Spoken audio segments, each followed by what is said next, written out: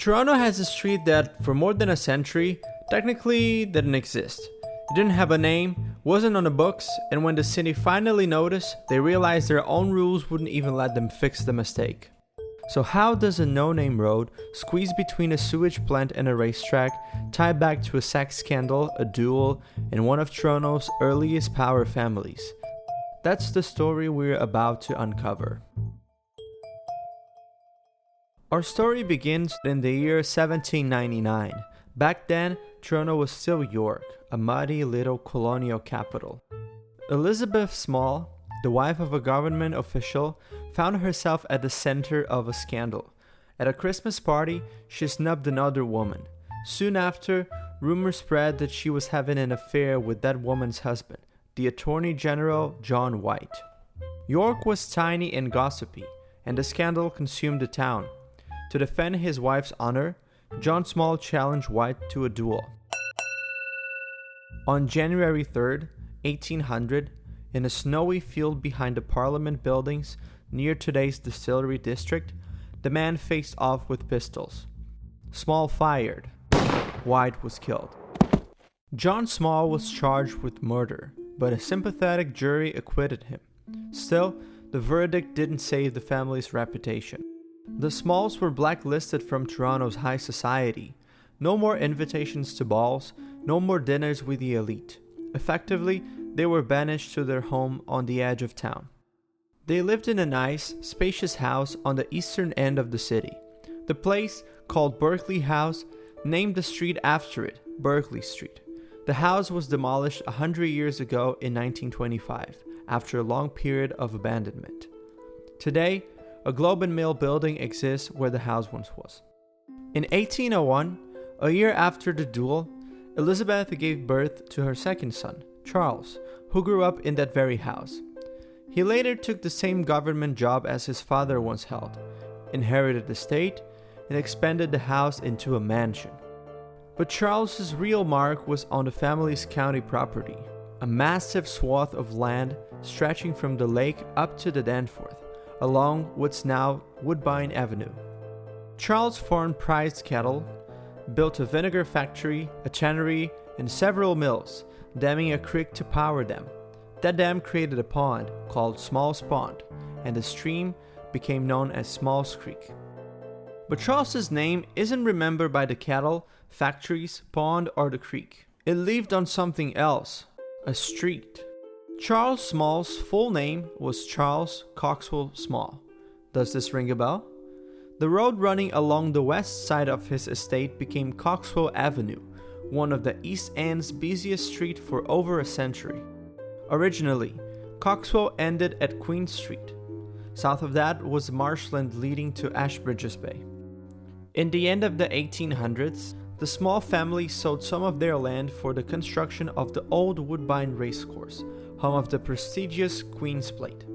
Eventually renamed Greenwood Raceway, it would play host to horses and jockeys and gambling addicts for more than a century. For some time, the Smalls Creek even fed a decorative pond at the center of the track. Outside the Smalls world, Toronto was growing fast, and its existing structure was struggling to keep up. By the early 1900s, the city's sewer system was still dumping straight into Lake Ontario, turning the harbor into a giant sludge lagoon. And this is also where the city pulled its drinking water from. Something had to be done. So Toronto decided to build its first real sewage treatment plant, far enough from downtown that people wouldn't have to think about what was happening inside. The chosen spot? Right at the foot of Coxwell Avenue. So in 1917, the new main wastewater treatment plant went up just across the creek from the Woodbine racetrack. That creek, already choking on runoff from the growing suburbs, didn't stand a chance. It was buried, sealed off underground like so many of Toronto's lost rivers. Smalls Pond, once a skating destination, was drained too. But here's the detail that matters for our story. When the plant and the racetrack were both running, a plain road was laid down between them. It followed the old path of Smalls Creek towards the lake and functioned like a southern continuation of Coxwell Avenue. Keep in mind that it was no grand boulevard. just a lonely strip of asphalt lined with fences and utility poles with nothing built along it. So forgettable, in fact, that the city never bothered to give it a proper name or even officially connect it to Coxwell Avenue.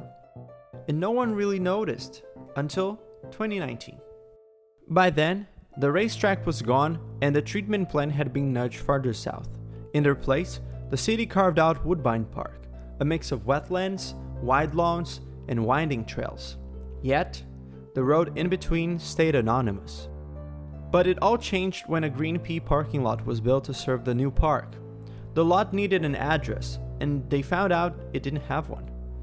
Over 100 years later, the road would get a name. So this time the city quickly picked a name. Not wanting to overthink things, they borrowed a naming trick already used elsewhere. Lower Simcoe, Lower Jarvis, why not Lower Coxwell? It was meant as a placeholder really, a technical fix. After all, it didn't seem like anyone would care. Most people driving through that stretch still thought they were on Coxwell Avenue anyway.